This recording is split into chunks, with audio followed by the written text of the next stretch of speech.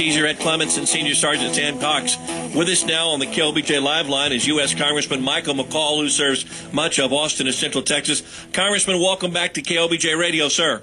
Hey, good morning. Morning. Congressman, we've all been hearing the reports about the internet postings by the major, his apparent arguments with other Army officers about U.S. involvement in Afghanistan and Iraq. Have you learned of any other things that might have been warning signs about his potential for this kind of danger? Yeah, I have.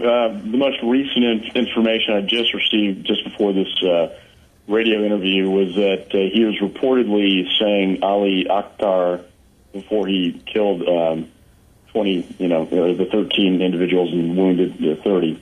Yeah, we had shared that with the audience as well. A father who talked to his daughter who was in the room when the shooting started relayed that to her father through KSL TV in Utah. Which means God is great in the Islam world, and that takes us this to a whole new level in my view. We can call him a lone wolf, and that's fine, but the fact is, it appears that the motivation, given that description, was a jihadist, and he may have been working all by himself. We don't know that. It's too premature to judge that because the FBI. I've worked with them for years, but they're scrubbing these computers now. They're looking at his communications, both domestically and foreign, to see what influenced him, what motivated him to do something like this, and was there some external source that had some influence. And you're quoted in the Washington Post today as saying that he had advanced training in weapons. Is that right? Yeah, he was an expert marksman. Now, this is a psychiatrist. I guess there's nothing. He's in the military, so that's all nothing wrong with that. He took advanced courses in marksmanship. He was obviously to go in and cause single-handedly the kind of damage he did with a handgun to kill that many people and wound that many. You're good. Clearly a good shot.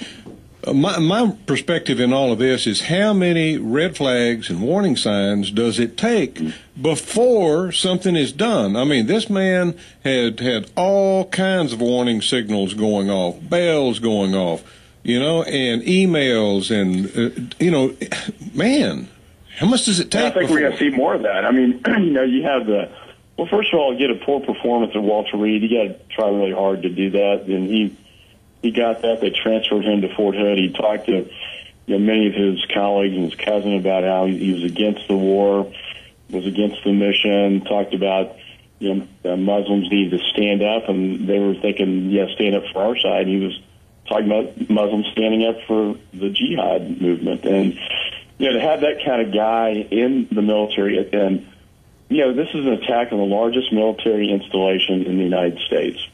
So you can call it what you want. People are really, they're loath to call it an act of terror, whatever.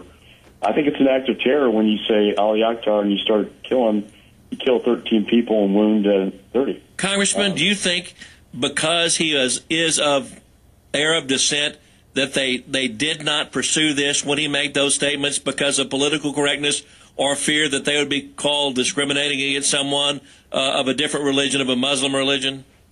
Yeah, and I don't know the answer to that. I'm sure that, that always plays in now. We have to be so politically correct that even when these flags go up, they feel like they can't take action because they don't want to face retaliation. We know he's Jordanian descent, Palestinian descent, and clearly somebody was getting to him. You don't just, either he snapped on his own or he had an outside influence going on. And that's what I want to know is the motivation behind this tragic event and what motivated him to do it. And I think we're going to get a lot more information coming out over the next couple of days about that. Yeah, the Fort Hood officers this morning who had the news briefing said they had not been able to interrogate him as yet. No. He's on the ventilator. Yeah. But they have... he's not conscious as I understand it, but he's in stable condition, so he will be. And I think that's an important point as well. Is that, once he does gain consciousness, he'll, unless he gets so lawyered up, which could happen, we can't talk to him. I'd like to get inside his head and try to figure out why he did this. You could find so much, but Congressman, thank you so much for the time, and any updates, please give us a call. Thank you, sir. I sure will. Thank you. All right, thank you, Austin area Congressman Michael McCaul, live on KLBJ. It's 8:20.